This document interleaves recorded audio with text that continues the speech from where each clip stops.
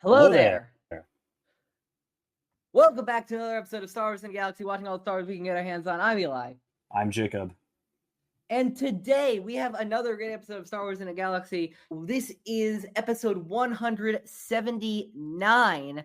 This is season 22, episode 4 of Star Wars in the Galaxy. I think this is 4, right? Yeah, for Rebels season 2. 4. Yeah. But yeah, for season 22, it's episode 4, and we got 2 great episodes of Star Wars Rebels Season 2 to talk about today, Stealth Strike and the Future of the Force. I'm going to go get into the summaries. In Stealth Strike, while on a relief mission, while on their way to the Del Zenis system to figure out what happened to one of their patrols, Commander Jun Sato and Ezra Bridger, along with, of course, the many of Phoenix Squadron, are suddenly taken in by a tractor beam out of hyperspace. They're incredibly confused as to how this happened, but then it is revealed that a gravity well from a nearby interdictor cruiser has been taking out rebel craft all over the place, and that is probably what happened to their other patrol. Receiving a half of a transmission before it cut out from Sato, the remaining Ghost crew freak out and discuss the possibilities of how this could be possible. Eventually, Hera decides to send Kanan and Captain Rex to go and figure out what happened to them, rescue Commander Sato, Ezra, and the rest of Phoenix Squadron, and also, if possible, destroy whatever captured them and pulled the rebel cruisers out of hyperspace. So, Kanan and Rex are none too happy about going together, since they still really do not like each other. This is harshened by the fact that they are going in a stolen Imperial shuttle with disguised as Imperial stormtroopers. Kanan makes a joke about... Give me a second. Kanan makes a snide remark about wondering if Rex will put on that armor and forget who he really is, to which Rex firmly responds, "Fuck the Empire." Sorry, different show. Ezra is taken to his own cell by Commander Brom Titus of this specific interdictor cruiser. Titus then holo calls Agent Callus, who tells Brom Titus to not underestimate the boy. So Brom Titus, of course, immediately underestimates the boy and places him under a measly command of 2 stormtroopers. Ezra manages to get out of his custody and locked the stormtroopers that were escorting him into the cell where he was going to be in. He then meets up with Kanan and Rex. Well, meets up is an interesting word. He actually shoots them, but he doesn't know he shoots them with stun blasts because, of course, they're dressed like stormtroopers. They then resolve to meet. They then resolve to get 2 goals: Kanan and Rex to destroy the interdictor cruiser, and Ezra to rescue Commander Sato and the rest of his crew and get them off the ship. Ezra's plan goes swimmingly as he rescues Commander Sato and the crew and gets them to escape crafts to get the hell out of there. Kanan and Rex's plan, however, goes less well. Rex makes the decision to hold the Empire off while Kanan gets out of there, to which Kanan most initially agrees, but then, out of a stubborn sense of loyalty to Rex, goes to rescue Rex, who is being brutally tortured and threatened by the Empire, and being degraded of his military service by Commander Brom Titus. Kanan and Rex eventually escape in an escape pod, and they're picked up by the rebels on one of their corvettes. They then try to escape the interdictor cruiser, and Ezra asks Chopper if he managed to disable the gravity wells on the interdictor cruiser. Chopper responds, "Wait for it," ominously, and then it is revealed that Chopper turned the gravity wells in on themselves, officially gaining C-110P the title of mass murderer on Star Wars Rebels, killing over 2,000 people, actually killing over 2,500 people, except for Commander Titus and a skeleton crew who do manage to escape off of the ship. Kanan and Rex finally manage to bond over and get over their differences and join each other as former soldiers of the Clone Wars, searching for a new purpose, fighting against the Empire. And they salute each other on the on the dock of the Ghost. And that is how the episode ends. Going to the future of the Force. This episode does not begin with any member of the Ghost crew. It begins on a passenger ship leaving from the planet of Shandell, which is quickly captured and swallowed up by an Imperial Star Destroyer. Imperial agents board the cruiser. Imperial agents board the ship, and it is immediately revealed that these are no mere Imperial agents, but indeed Imperial Inquisitors. The fifth brother and seventh sister board the ship looking for a young girl named Alora, who they take from her grandmother Darja for an as of yet unknown reason. On Garel, the Ghost crew is then visited by one Ahsoka Tano, who tells Kanan of a mission that she has for him revolving around Jedi business, and tells him that she's been looking into Imperial comm chatters from Mustafar and tells Kanan that the Inquisitors have a secondary mission to make retrievals of some sort. Kanan, Ezra, who has been listening on that conversation the entire time, as well as Zeb, who Ahsoka says has proven himself well against the Inquisitors, and Chopper go to the planet of Takobo, to where the Inquisitors are scheduled to make another retrieval. Meanwhile, Ahsoka visits that aforementioned freighter above Shandell and talks with Darja, who's been gravely injured in the struggle to keep her granddaughter safe from the Inquisitors, which ultimately failed, and puts together another puzzle piece about what the Inquisitors exactly are searching for. Meanwhile, Zeb and Chopper do manage to find the Inquisitors' TIE fighters already parked on Obo.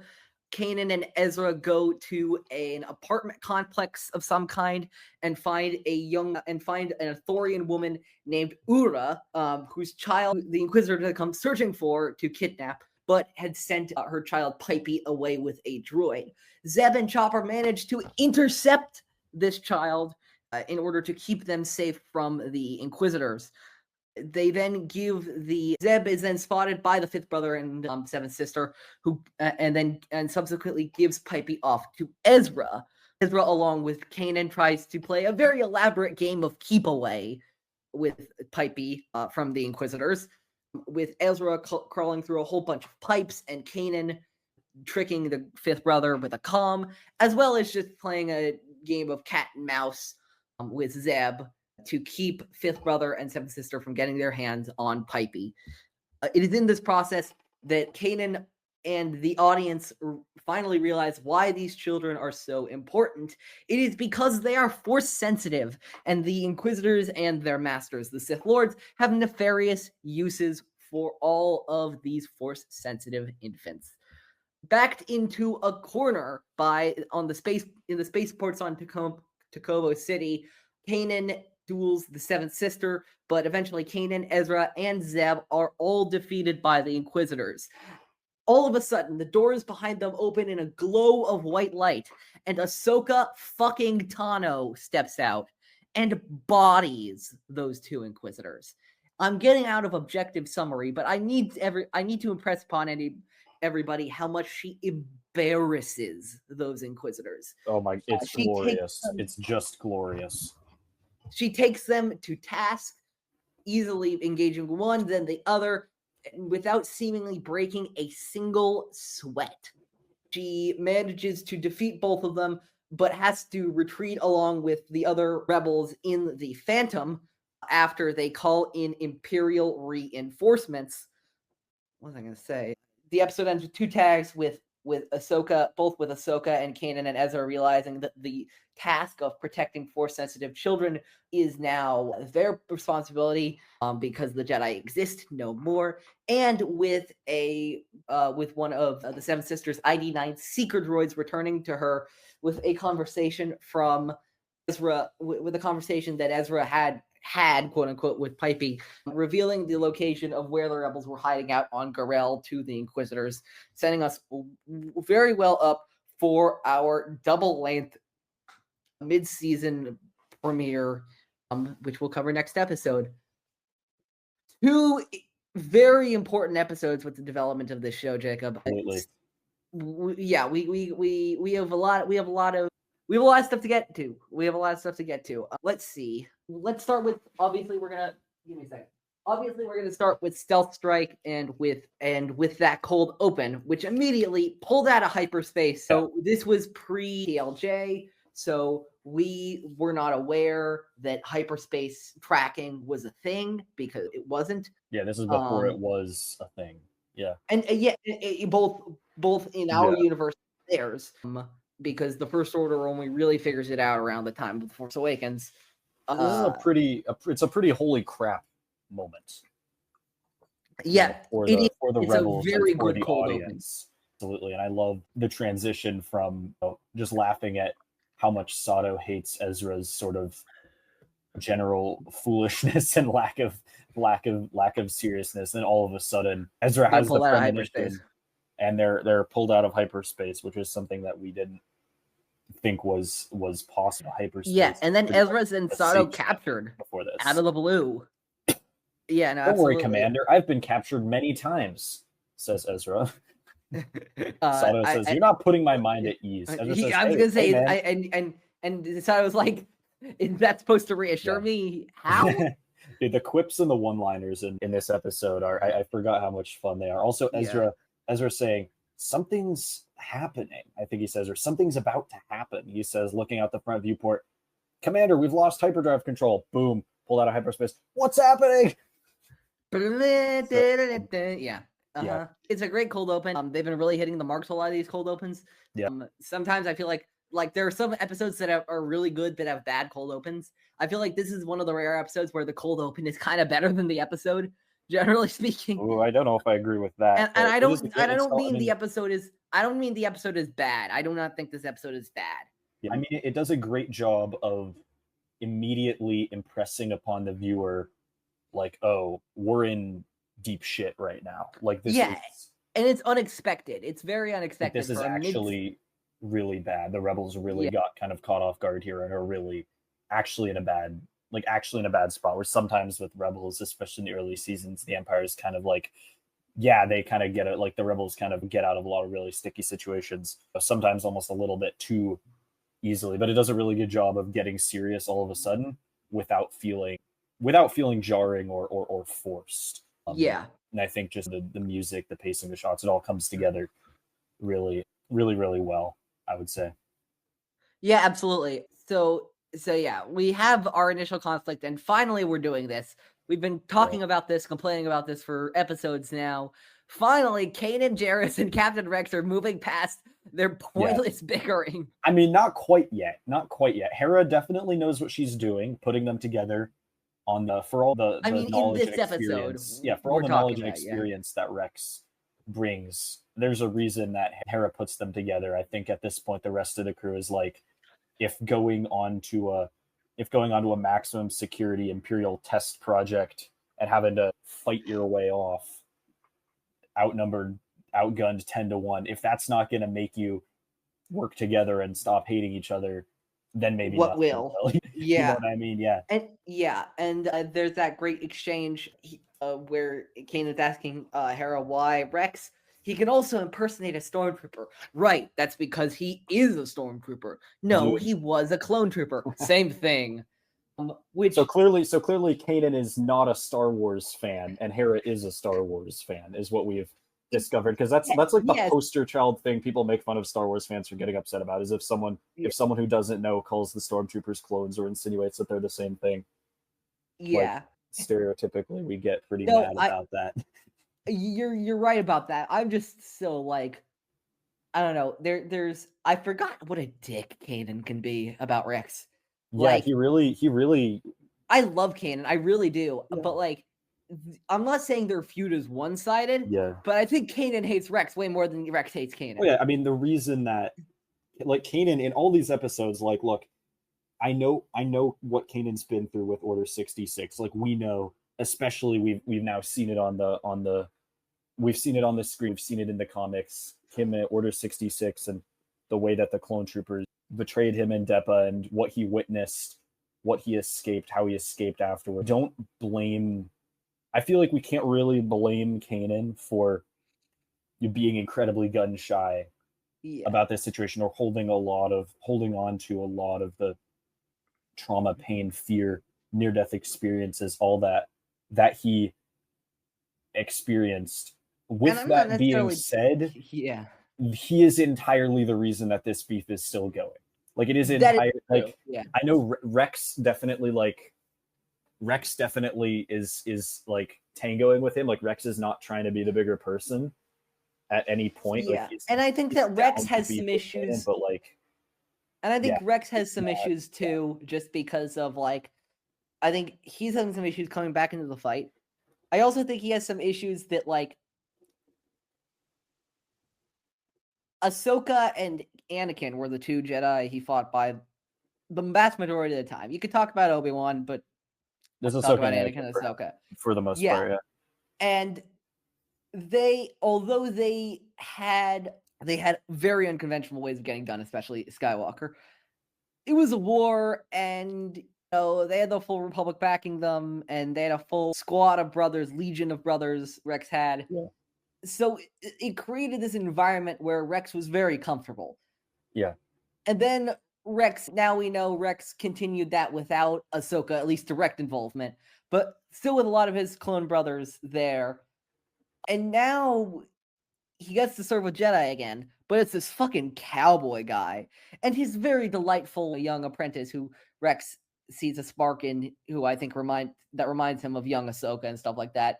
But I think very much like he sees this, again, Dave Filoni and a lot of the promotion for season 1 of Rebels called Kanan the cowboy Jedi. Yeah. And Rex is seeing like, who's this fucking guy? This guy's not Skywalker. This guy's not Tano. Well, why the hell should I follow this guy the same way?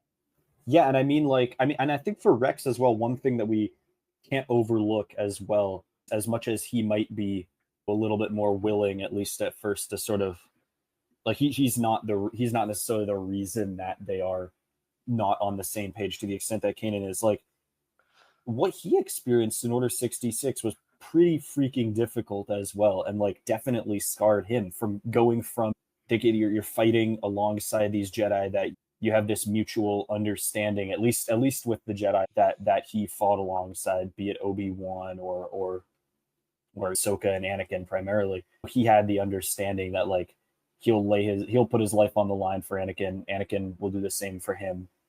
Same with Ahsoka, even Obi-Wan from time to time. And they have that bond, and then all of a sudden, all the Jedi, all the clones turn on all the Jedi, and all of a sudden you're under this new government. Like, everything that you think you've been fighting for, everything you've been told, suddenly is a lie. And the Jedi are now, like, the people who were your best friend are now the enemy, and they're gone. And he had that experience where he had, like, in Shattered, like, let's not forget what he experienced. And he had the chip in until Ahsoka risked everything to take it out. Yeah, like, there's also another thing I was going to say, which is like when Kanan accuses him of like, talks about like being disloyal, like obviously this is retroactive stuff we know now. But like I imagine there's a conversation, and maybe it's before this, but probably it's after, is like, disloyal bitch, do you know how many inhibitor chips I took out? Yeah, like I think for Rex, it is definitely... For Rex, it's incredibly painful to have that like held against him by Kanan, and not being able to explain, or fully not being able to really tell the story and have Kanan now, of course, because he does feel some guilt, I imagine, regardless of what he himself did, for the way that like he and his brother did what they did, even if there was no free will. No, of course, at the time, we didn't actually know how many inhibitor chips he convinced people to take out. We thought it was just 3, but now we know it was probably dozens, if not hundreds, from the Bad Batch. But still, like, I imagine that to have Kanan questioning his loyalty is like, dude, do you know what I did right after Order 66? Dude, you might let a whole resistance movement full of clones who all realized what they did was wrong. Like, is that not penance enough? And maybe that's the other thing, which is Rex is questioning to himself, is that penance enough? I didn't actually succeed in killing my Jedi, but like I was trying to. Yeah, but he was trying to. Like, it wasn't his free will. I feel like, regardless, like, there's a lot of reasons that we can empathize with and understand why they both have such, scruples and issues with one another and just in general. Yeah. Even all the way down the line, not 19, but was it 16, 17 15 years later. 15 years later. Because we were just having this conversation before we started recording, because these episodes actually take place in different years. Stealth Strike is the last episode. Stealth Strike is the last episode of Rebels that takes place in 4 BBY. From Empire Day to now is 4 BBY. And now, from now to, I don't know exactly when, but I think actually from Future of the Force to the end of the season is 3 BBY, which is very, very exciting. Right. Getting closer and closer to Scarif and Yavin, which is thrilling to think about. Yeah. Why don't we proceed on to? Yeah. I immediately said in my notes, I said, "There's the interdictor cruiser," and then I said, "Wait, is this the episode with Brom Titus?" And then we see him, fucking Brom Titus, my man. Brom Titus, let me talk to you about Brom Titus for a little bit. Brom Titus is such a great encapsulation of an Imperial officer. Yeah. He is. It is so great how they managed to encapsulate the two most important qualities of Imperial officer with that guy, which is the snooty arrogance, but also the ruthless cruelty. We'll talk about the ruthless cruelty later in the episode, but first, obviously, we get the snooty arrogance of this teenager. Ezra's now supposed to be, at the next episode will be 16. Is like, this mid-teenager, what the fuck can this guy do? Like, I'm not afraid of this guy. Sure, Callus, you've dealt with him before. Yeah. We'll throw some more stormtroopers like around him eventually. But again, what could this guy do? Turns out this guy could do. And Brom Titus, is kind of a running joke in Rebels, if you remember, because this is the first of, I believe, 3 appearances by Brom Titus. What's the third one? I know there's another one in Rebels, and is it not the Wincoffee job? The episode where they're on the giant communications dish. Yeah, well, that's in the name of the rebellion. I think it's one in every season from 2. Really, in season 4 too? Oh man, I don't remember that. The dish was in season 4. Oh, I thought that was season 3. What's season 3 then? Season 3, I think, is the one with Reclam. I think he's at Reclam Station, right? Reclam Station. I'm gonna look it up. I'm gonna look it up too. I'm on Station. Yeah. Is he at Reclam Station? Oh my god. Oh, he actually appears 4 times. Oh my god.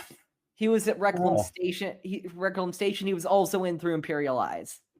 He just keeps getting demoted too. He just keeps getting demoted every time he runs for the Rebels. He gets demoted. On his Wikipedia page, someone who worked on Rebels said, one of my favorite recurring bits in Rebels was constantly demoting Brom Titus. That person, by the way, Pablo Hidalgo. Poor fucking guy, dude. Poor Brom Titus. Poor Brom Titus, except not really poor Brom Titus, but he loves inflicting pain on people. And he's really scared. Anyway, and what would your name be, young man? Jabba the Hutt. Everybody applaud. He said the thing. Everybody applaud. And that gets him ID'd though. Like, he should have been smarter. He should have known. This is this is a learning moment for Ezra. I also think I think we talked about Jabba the Hutt. Like, Jabba the Hutt is one of those things in Star Wars that got like the bit was funny, and then everybody figured out the bit, and everybody then started using the bit, and then it became unfunny. Like that, like you like everybody starts seeing Ezra places and at cons and stuff like that, or like figures of Ezra or stuff. Look, it's Jabba. Look at Jabba. Very funny. Or like, hey guys, there are actually 3 Jabbas in Galaxy of Heroes. And it's the actual Jabba the Hutt, and then the 2 Ezras. It's like, ha, very fun. And then, of course, Aaaaaand Esfandi, bless his heart, because he's awesome as Ezra Bridger, and seems like a really great guy as well, started saying it. And then the Star Wars account started saying it, and then everybody started saying it. And now it's like, okay, we can stop with the Jabba thing. Like, come on now. But yeah. Yeah, Brom Titus, you have a good point that Brondo Titus IDs him pretty quickly. Ezra should probably stop using the same 2 identities everywhere he goes. Yeah. I mean, I think this is the last time he calls himself Jabba the Hutt. Like, he learns from this. Probably. And of course, in season 3, with the Antilles extraction, they send Sabine in to get Wedge out. And one of the reasons they say that episode is like, Ezra's like, why Sabine? Why not me? I've been doing this all the time. And they're like, yeah. Everybody knows what you look like. Everybody knows what you look like. Why would we do this again? No one knows who Sabine is. Everybody knows who you are by now. You've been doing this so much, and you've been getting caught so. Yeah. Anyway, also, I would never be on the side of wearing that junk armor. Here are your disguises. Perfect. With the Stormtrooper armor. Just love that. Yeah. No, it's so, and then it's the comic timing of that moment. That was in my notes as well. I mean, I forgot how like funny this episode is. The comedic timing, the one-liners, the zingers, the bangers. It's so on point. Kanan and Rex especially. Yeah. So it's great. Like Rex, the whole like they're in the shuttle. First off, the little painting Sabine does, then they even like are bickering about the painting, and Kanan's like, she got my expression wrong. I'm not happy to be here with you. I kind of like it. And he's like, oh, trust me, I know, buddy. I'm not happy. Like the whole numerical codes thing is so like comically ridiculous. I kind of love it. Like, you wouldn't want to have a 2157 off your starboard bow now, would you? Like, yeah, it's very funny. Like, bro, although like, I do think obviously we had this question at the time, and now we still have that question, ironically, where he said like, Cody and I practically have ended these protocols back in the Clone War, and everybody's like, oh yeah, what happened to Cody? And now after an episode of the Bad Batch, we're still all like, oh yeah, what happened to Cody? No, they never that one day. I hope he and Rex meet up. I hope he removes his chip at some point. In the original script for Obi-Wan Kenobi, and this kind of insinuates that he removed his chip at one point, but in the original script for Obi-Wan Kenobi, Cody was going to be the one looking after Luke while Obi-Wan was off on his great adventure. Wow.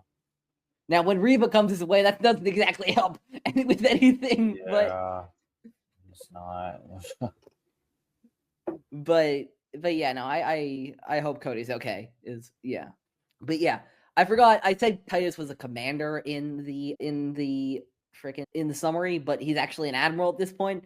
I'm already retroactively demoting him already. I'm certain that the Imperial Navy is more than a match for one boy, whatever he calls himself. And I just thought of this and I just put down the line. Don't be so certain. The ability to invade a star system is insignificant next to the power of the Force. Which, by the way, I wrote this down, and I think we've mentioned this on before, but I think an overlooked flaw of the Empire, tactically speaking, not morally, because morally, obviously, we all know, but like tactically speaking, is just because they wiped out all mentions of the Force and decided to control their own narrative of the Force, but only for their Inquisitors. What happens when some Jedi or Force-sensitive person goes running around the galaxy and regular imps have caught him? Like, they don't know what these people can do. Yeah. The Empire made sure of that. So they kind of shot themselves in the foot there. I mean, I feel like that's kind of why we see Kanan and Ezra like pull off some of the crazy stuff they do. Is like the Empire and Cal believe their own propaganda that like this is just starting to get to the point where if you're, we're 15 years out from, the Clone Wars at this point, a lot of the younger people in the Empire were maybe, if they're like 20, 25, whenever they're conscripted in the lower levels, if they were 5, 10 years old when Order 66 happened, they may not remember when there even was. They may not even remember the time when like you could talk freely about Jedi and they were part of the galaxy, and even then, like, the Jedi were kind of a little bit shrouded in mystery to the average person, and the average person might not have known too much about the Jedi. So this is right at the time when like they really started to fade into mythology for a lot of people, even within the Empire. So I'm not surprised at all. And it doesn't help that the Empire just like, the Empire's biggest problem is that they just believe their own propaganda to the highest extent. That's their biggest weakness continually. Yeah, absolutely. Yeah. I was gonna say, do you have anything for like the beginning of this episode? I was just gonna go on to the like before Ezra rescues himself. Yeah. Do you have anything so far? Yeah, I don't know. I love that Titus Brom Titus, like, I've never first off, we've never seen Callus as excited as when he finds out that Ezra was captured by Brom Titus and is on the ship. And then Brom immediately sasses Callus, and like we already know Callus is like rooting for Ezra to escape. He's like, I do not care how it's like the I need Kylo Ren to lose. It's like I need Kylo Ren to lose line. He's like, he doesn't even care that like his first off, the fact that his greatest nemesis, as far as we know, Callus's greatest nemesis is a 15-year-old kid. An extraordinary, but a 15-year-old kid. Well, I would argue a former Lasat honor guard kind of tops that, but yeah, Ezra's I mean, in terms of the person who's like flat out just like embarrassed him and like foiled his plans the most, like it might be Ezra. To be honest, maybe it's Kanan. I don't know. Like, yeah, but Ezra, his greatest actual nemesis. You're right, yeah. But like his actual nemesis is Zeb. Yeah, but in terms of the person, because he wants to finish the job, the person who has caused him the most grief. No, yeah, I understand. Like undoubtedly Ezra, and he's like, you know what? I actually hope that he like shows you up and proves you wrong, even if it means that he slips through my fingers again. Which just, I mean, if that isn't the Imperial mindset, I don't know what is. Also, the officer getting in the elevator with Kanan and Rex when they're on board the interdictor. The officer's like, your arm is a little tight, and then you hear Rex like angrily muttering under his breath, like, "Oh, tighten your face." It's so fun, and I don't know, it makes me chuckle. It's very funny. And then Kanan attempting the code speaks. I'm taking 565 to the 257. The officer's like, why would you take him to the commissary? He's killing me, bro. Fantastic. Yeah, but Ezra escaping. We got to get to that because that's really where this episode gets crazy. I will just say also that I'll just say that there are very strong A New Hope episodes vibes in this episode, just because of like Kanan and Rex sneaking around Imperial hallways disguised as stormtroopers. And look, Rex can't even see a thing in this helmet. But yeah, no, I put this entire exchange in my notes. Oh, did you see them? We were so outnumbered. There was a firefight, a big firefight, actually. You guys fought great. Thanks. All I saw was you. Chopper shows the holo footage. You shot us. I can't believe you shot us. I mean, you were dressed like stormtroopers. Yeah, you shot us. I said it to stun. Yeah, well, you should have used kill. What? That's the best, bro. Well, I mean, just in case it wasn't us, I mean. Line of the year from Rex, possibly. I don't know. Probably the best comedy beat, like comedy exchange of the show of this season, minus anything that Hondo says. Like, maybe tied with anything that Hondo says, but like it's up there with anything Hondo says in Brothers of the Broken Horn. Yeah. And I mean, the escape as well. I mean, first off, huge like moment for Ezra. Just so you know, when I escape, I won't hurt any of you. Like, he's that confident. The confidence he's building with his power, as his like power in the Force is growing this season, like he very much is still like kind of the unsure of himself, kind of unserious younger kid. We kind of see that at the beginning of the episode when he's sort of babbling in front of Sato, like hoping that he'll say something useful. But like he's growing so much we keep being reminded of this, and it's going to come around at the end of the season once who shows up and starts trying to tempt him, to come to the dark side. Different who. Less annoying than J.K. Rowling. I don't know. Maybe not for you. Less transphobic. Anyway, less transphobic at least, yeah. I don't know where that came from. Anyway, I think it was whatever. Yeah, and then of course we get the big bombshell of the episode. Will you two quit it already? Part of the reason I took this mission was to get a break from this. And it's fine, and then they finally see it, which I think is part of the thing, which is like, oh shit, nobody wants to be around us because how annoying we're making this. Which I think is like a real, like, I don't think Rex and Kanan, I'm not saying they think people like it or anything like that, but I don't think they really realized how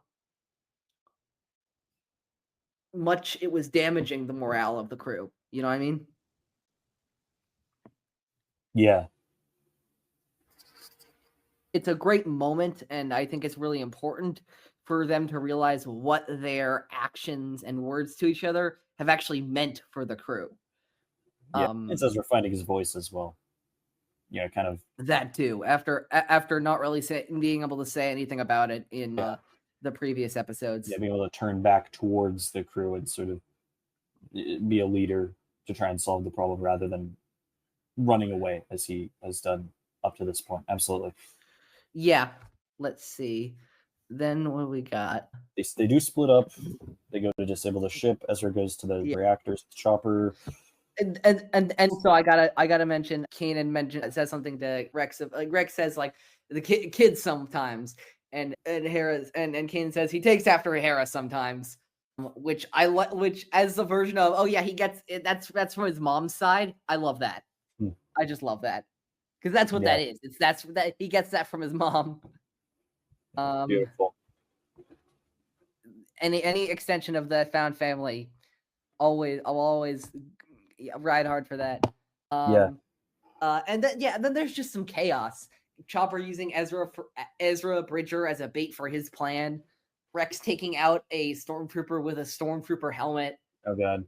And just Chopper being an absolute asshole. Finally, we get like I don't think we can call this a war criminal move for Chopper, but it's definitely a mass murder move from Chopper. Yeah. Also, Ezra's dangling off that bridge hundreds of feet in the air, and Chopper still rolls over his fingers. Like, he does not give, bro. Chopper, man. Chopper. Just Chopper. Chopper's, yeah. Enough said. Moving on. Yeah. And then there's that great exchange. I'll pull, you fire. Just like old times. Settle down, Captain. That exchange with under it. Da da da da da da da da da. God, gives me chills. Yeah, that was great. Like, I mean, is that before or after he gets captured? It's before. Before. Okay, yeah. I mean, that's the moment when they kind of start to come around. Get over it. And then Rex like sacrifices himself. And then Rex makes the sacrifice play, which Kanan recognizes because he did that a season ago. And I think that's the moment where he's like, "Oh shit, this guy's for real." Although they did do the attempt to do the sacrifice play in Relic of the Old Republic too, but still. Yeah, and then Rex gets captured and is about to be tortured by Rom Titus, and he endures that horrible, almost I'd argue that monologue itself is torturous. About his service and rejoining the Empire and all that kind of stuff, and he goes, and Rex goes, "Oh, I'm proud of my service, but I really hate this armor." Yeah. And I love the focus because that's been a recurring theme in these episodes, Rex, about the armor. And clothing in Star Wars, especially armor and helmets, have always been such a big symbolic strand. Obviously Rex doesn't like the armor because it's shit. Yeah. We know the Empire spends less on its armor, but it's not actually about the armor. It's about what the armor represents. Absolutely. I was going to say it's an army of, I wrote in my notes, this is an army represents an army of conquerors instead of liberators, an army whose generals don't care about its troopers instead of one that does, an army that takes innocent lives instead of an army that attempts to save them. The armor is the armor is just the best symbol for Rex to express his true contempt for how the Galactic Empire has butchered the very concept of the Republic it formed out of. Yeah, very, very well said. And for Rex, I think personally as a soldier, in addition to what you said, which is, you hit the nail on the head perfectly, it symbolizes as well sort of his indignation as a clone trooper, as having been cast off. And I think the indignation has been replaced that, like, and everything that he says, for the expressed indignation and the armor and all, like the idea that stormtroopers are poorly trained, ostensibly much less competent or effective than the clone troopers. They're treated as expendable. They've got like the trashy expendable armor. But that is in and of itself that is an extension of just the pain for Rex of being replaced and being decommissioned, and the Empire kind of treating him as expendable and dehumanizing him in a way that he never thought he would be when he was serving under the Jedi. Yeah, absolutely. You're right. And they call him, I'm pretty sure they call him the first thing they call him is 7567, which is not his name. Of course, it's his number. Which is even more dehumanization. And Brom Titus's line as well, when he says like, I hate the armor. He says, that's unfortunate because you're going to die in it. What a line. Yeah, which goes like, hard. That goes hard. That is chilling. Like, I know Brom Titus is like kind of throwaway villain, like he's not. Again, it's the duality. It's the snobby arrogance combined with the ruthless cruelty. Yeah, it's sort of like we don't even know him for being particularly dangerous or cruel, and yet in the Empire, when he's put in a position to do something like this, that's just sort of like what you do. The Empire incentivizes that. Like you're almost like you feel like you have to do that, or like that's just what you do to like, prove yourself and prove your power, and prove to everyone around you that like you're not the one to try and backdoor and mess with, because that's how the Empire works. It's backstabbing. But then Kanan, the part that I really love that I kind of forgot about is Kanan sensing that Rex is in danger, sensing that Rex is in pain. In the heat of battle, he stops and he stands there and he's holding his lightsaber and he says, I have to go get my friend.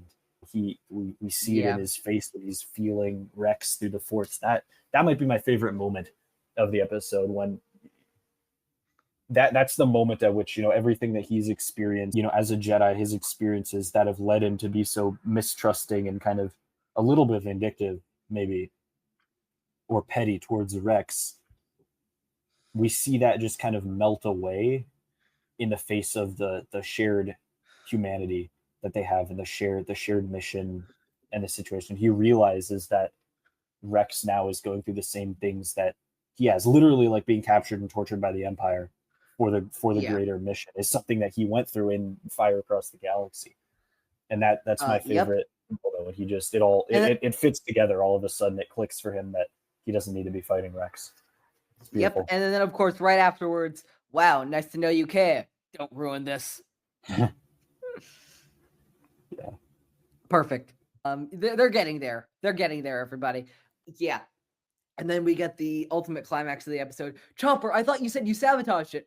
What do you mean wait for it? Wait for what? That's so great. Yeah. So great.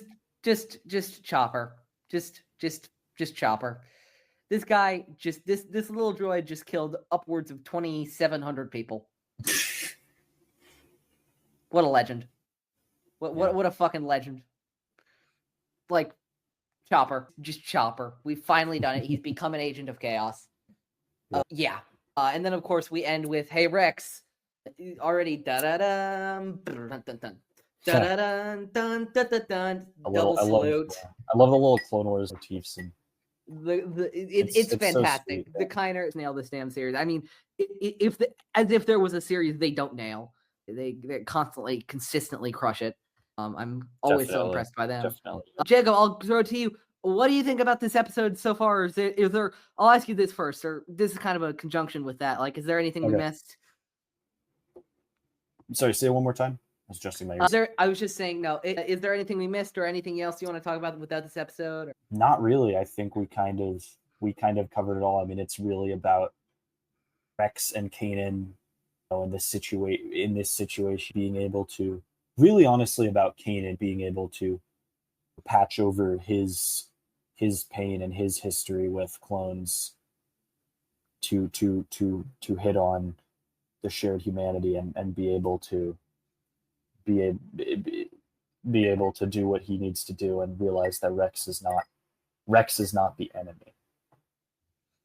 Yeah, absolutely. And to have that driven home and him finally sort of accept that. It's cathartic after half a season of them just bickering over nonsense and being on nonsense the whole time.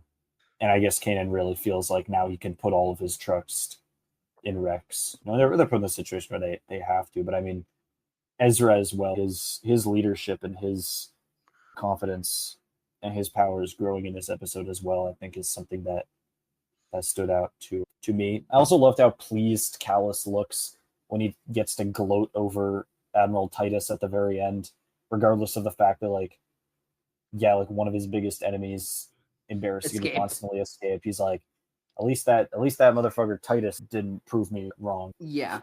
And Titus even says, I don't care about keeping... He doesn't care about keeping Ezra alive. Kill Ezra. I don't want to prove Agent Callus right. Ridiculous, man. The Empire, man. But yeah, really, really strong episode. I think I liked it a little bit less than you did. I'm not saying I hated it or anything like that. I think this is just a complete... I described this in my notes as a completely good episode of Star Wars Rebels. I think of this as a very middle-of-the-pack episode. I don't think there's anything bad about it, but I don't think there's necessarily anything either way outstanding about it.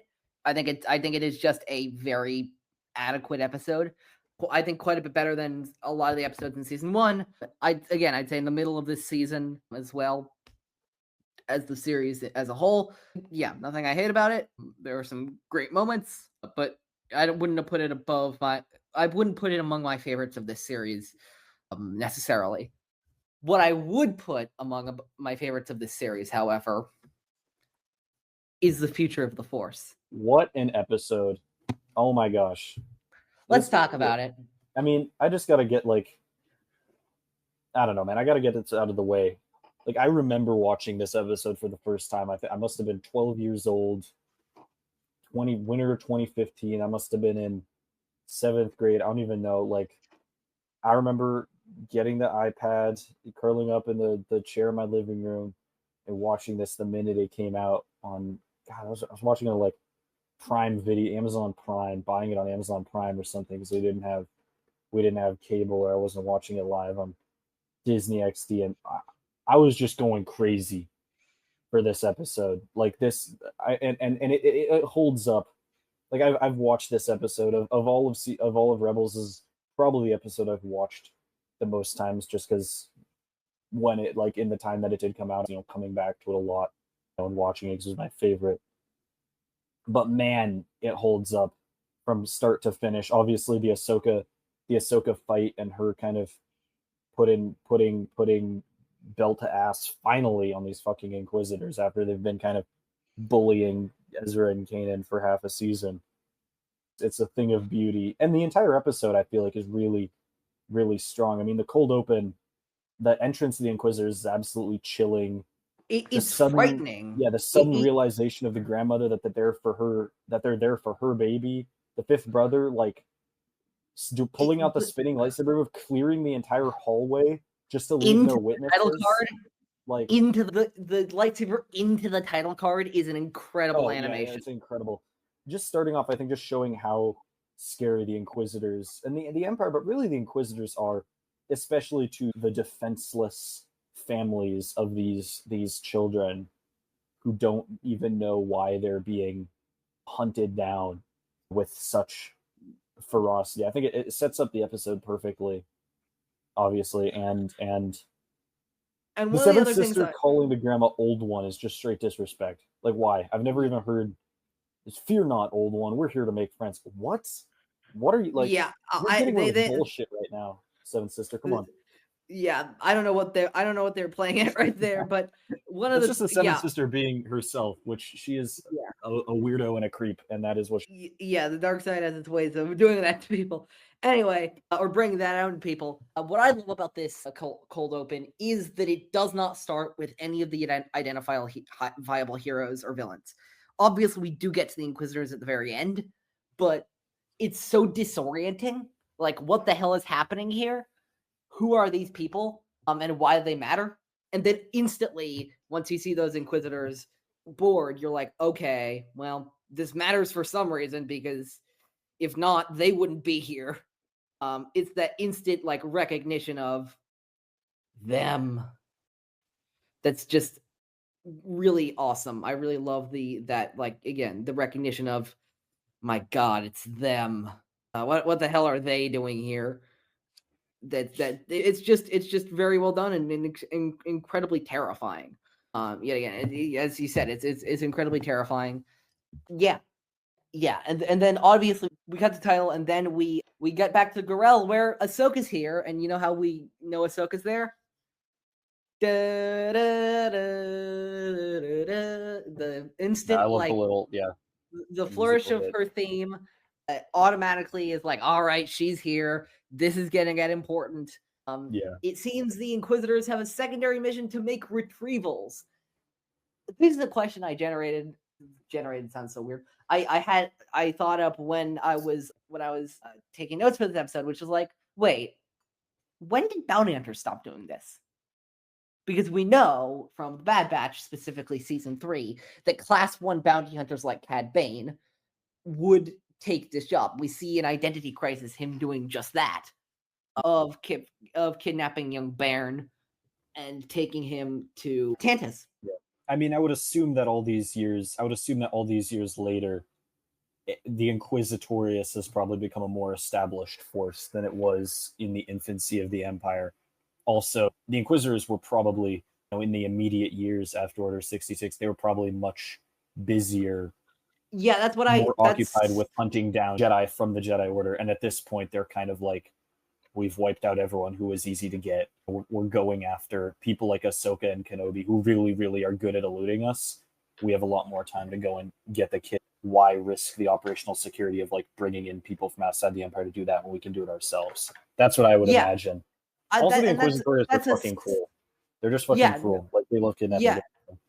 Yeah, I'm not saying why they justify it to themselves. I don't need to know that question. Yeah. But I think, that's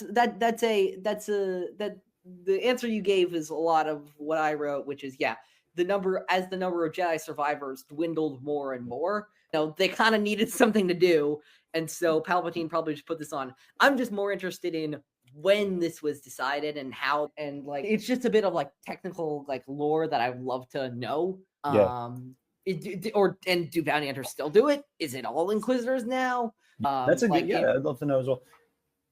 I mean, I think as well, one thing that I just thought of is that this kind of underscores the fact that like the Inquisitors are just bullies, bro. Like, they're going out and being absolutely brutal to people who are completely defenseless against their like crazy force powers. But they're not, like, at this point, at this stage of the game, like an actual threat, like an actual person that they're supposed to be able to take care of, or that they're sort of supposed to go after. And granted, Ahsoka is Ahsoka. We know who she is and what a badass, kick-ass motherfucker she is. And to her credit, they get their asses handed to them by like Ahsoka and Maul, again, very high bar. But like, they're bullies. They can only punch down. Like, they're not that impressive, at least in Rebels. And that's another thing that they're not impressive is impressed upon us about the Inquisitors. And that makes them all the more sort of fun to root against, as they're just like bullying people. And the other thing, and I appreciate your point and adding on to that point, the other thing about that is that the limit on their effectiveness, in my view, is incredibly intentional. Like, they are bullies, but they're not the ultimate bullies. The ultimate bully is and always will be within the Empire, unless the Emperor gets bored. It will always be Darth Vader. There is nobody who bullies harder in the Empire than Darth fucking Vader. I will say though, Darth Vader also like backs it up by like, especially in the comics, you know, like he backs up by like he gets put in a lot of situations, even in the new canon, not even new anymore, but like in a lot of the canon comics, he gets put in a lot of situations where like his back is genuinely against the wall, his feet are like held to the fire, and he proves why he is like that guy and why he inspires such fear. The Inquisitors like fold most of the time. Like I'm thinking of like, I don't know. Oh gosh, I can't remember which comic it is. Are you thinking about Fear and Dead Men? I'm thinking about Fear and Dead Men. I'm thinking about like when Silo has the kill switch and turns off his suit. That's in what do you fucking call it? No, that's canon. That's in the Darth Vader comic from from Kieran Gillen, the first one. When Silo like totally gets the drop on him, turns off his suit. I didn't know you read those comics. I read some of it. I don't think I've read all of them. I'm not very good at keeping track of the comics at all, but I just still remember. And then there's this moment, a full half-page panel where Vader gets up, like with all the suit turned on, just gets up and force chokes Silo anyway. And he's just like, fuck you. He's just like the Emperor sent you to see if I was worth it. Like, I'm fucking worth it. And the Inquisitors are never going to do that. And I feel like that's what separates them from like the true Sith Lords. Yeah, no, and again, I really do think it is because Vader keeps them there. Is that Vader only allows them to know so much.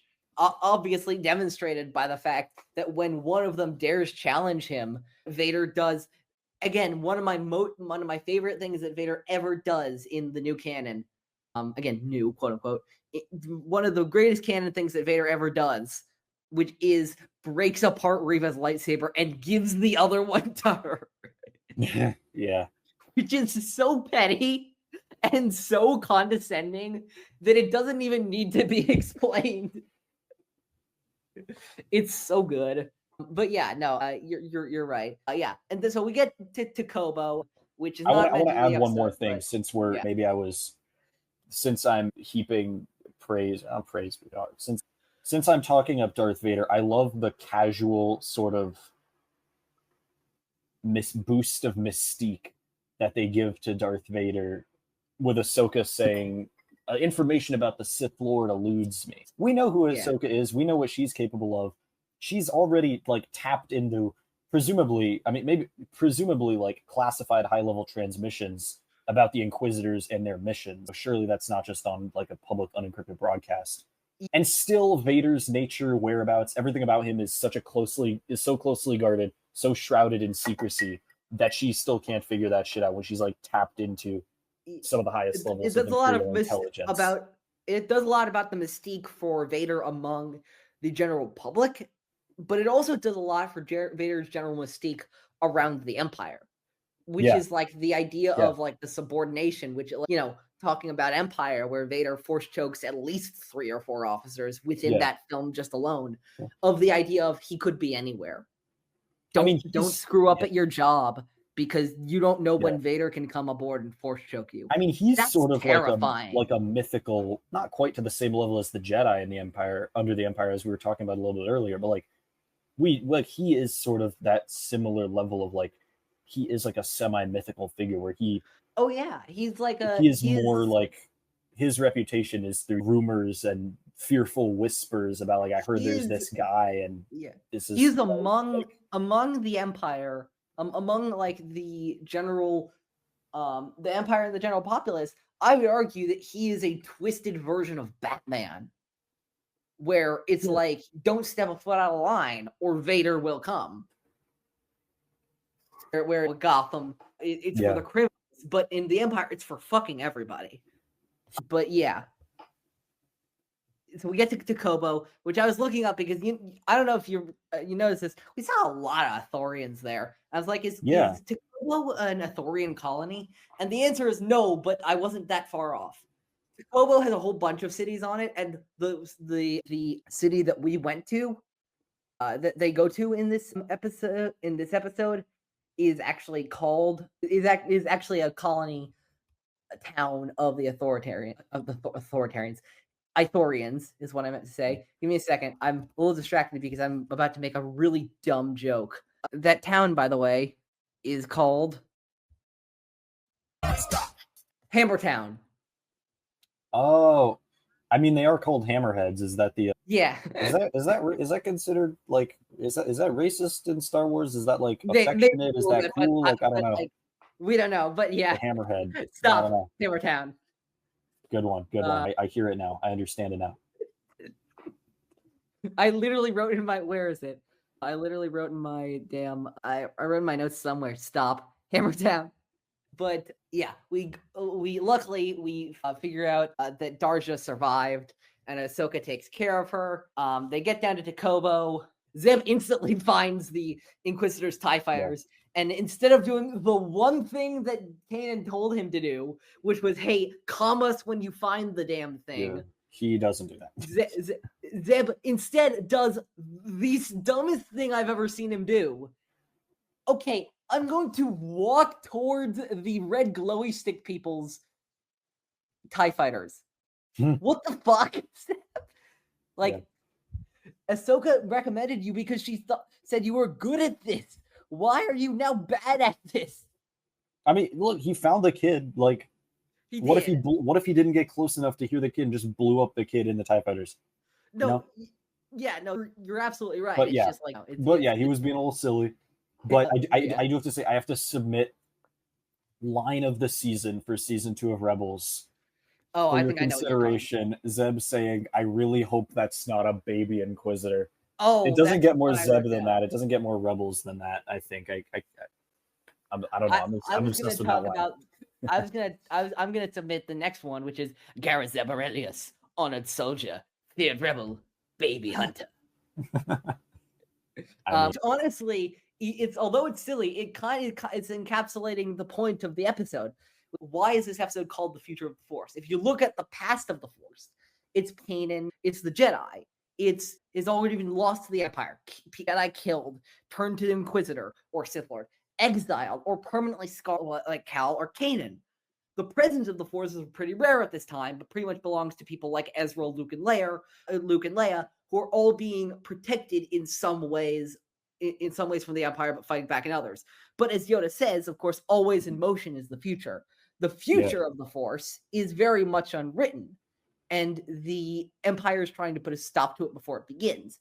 And that's why what they're doing in this episode is so important, which is like Yoda says in Sacrifice, not but a future there is, but a path there is where we can, I'm paraphrasing badly, and a path there is to victory against the dark side, not just a victory in the lore, but a victory for all time. And preserving the future of the Force is so important. I've been reading, because I've been so goddamn excited for that new Jedi Order film that I hope is still in production. I've been reading the new Jedi Order trilogy from Legends, the Kevin J. Anderson trilogy in the early 90s. And one of the things that I love from that first book in that trilogy is the magic of Luke going across the galaxy searching for Force-sensitive folks and just getting to explain to them the magic of the Jedi. Of Luke getting to explain, much like his mentor did for him on the Falcon, like what a Jedi is and what they represent and all that kind of stuff. And I think that that's so powerful. And like anytime somebody gets presented with the ideas of what the Jedi are and they see that for the first time, like that's important. And these those kids and these kids in this episode we're talking about, if we talk about the kids from the Bad Batch who eventually are rescued to are rescued and taken to Pabu. Any kids that are taking, this is kind of the second episode in a weird trilogy with the children of the Force from the Clone Wars and then the children from Tahar in Resistance. There's a real emphasis on the children of that have the Force sensitivity of them being so essential to the future. We know George's thoughts about children. We know George Lucas's thoughts about like children, what they represent in his works as them being these untainted, pure souls who have not been exposed to the world and its cruelties. Yeah. How important they are and how wise they are instinctually. And yeah, and I think I think that this episode plays into that a lot.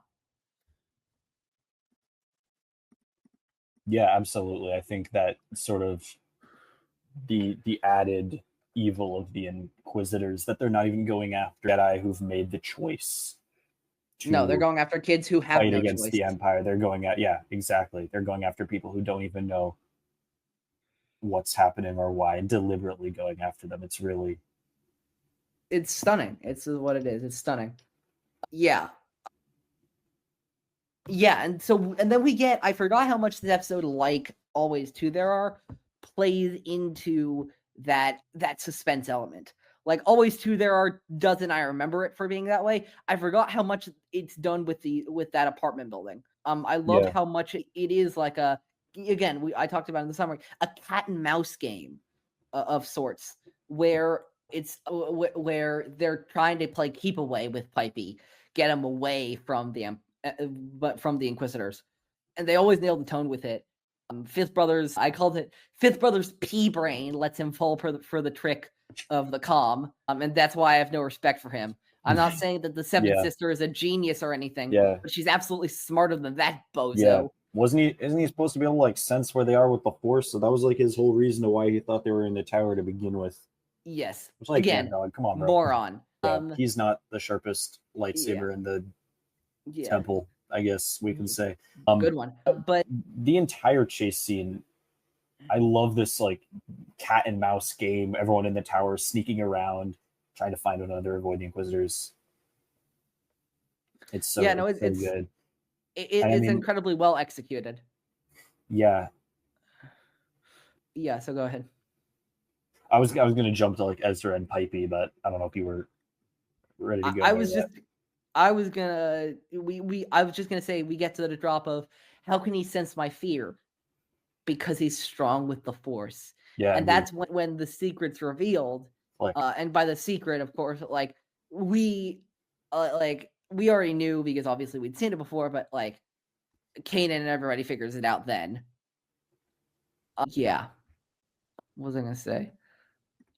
But yeah, the other thing I will say is also that there's like you and your family can come visit us on Garel,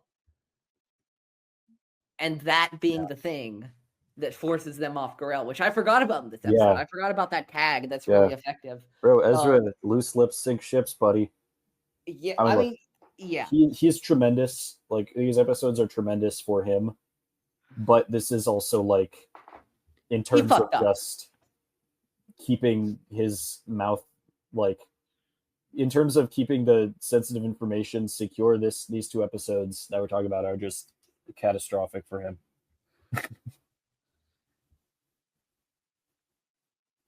No. The what was I gonna say? They're he fucked up. Ezra fucked up. And then we get this tremendous chase sequence with Kanan, Zeb, and the Inquisitors, while Ezra and Pipey are still hiding, which I think is just awesome. The car chase and all that kind of stuff with those various disgruntled Ithorians who are like, "What the fuck's going on here?" I feel so bad for them. Yeah. What was I gonna say? Kanan versus the Seven Sisters fighting is very cool. I kind of see this as the Rebels' Geonosis duel, where we get the Kanan and Ezra, who aren't as badly outmatched by the Seventh Sister and Fifth Brother as Anakin and Obi-Wan were by Dooku. But then we get our unequivocal Yoda moment, where Ahsoka comes literally in a blur of white light. Yeah. And ignites those gorgeous white blades. Yeah. And then gets to work. Oh my gosh, this moment. Like,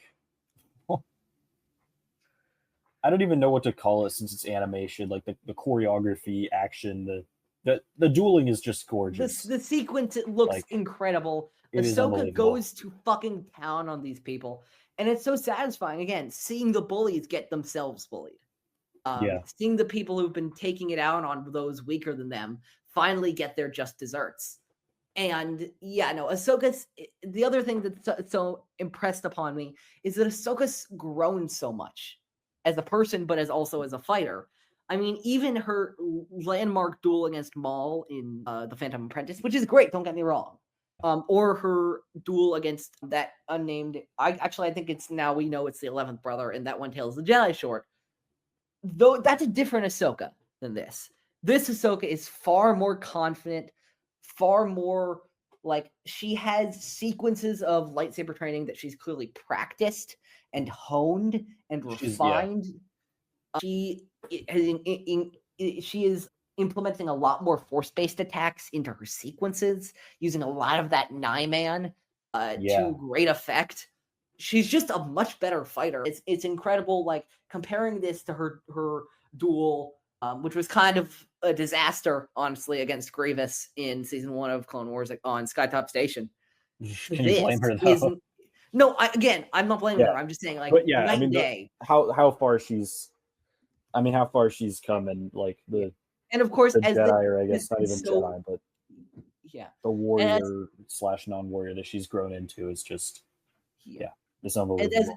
And as this show has focused a lot on Ahsoka, drew our watch of the Clone Wars and now Rebels, it's so stirring from a show perspective as well. Even though, of course, when we started this, we knew where Ahsoka would get to by this point because Rebels had already come out. But still, even before that, Ezra, get the youngling to the ship, which is this like badass line.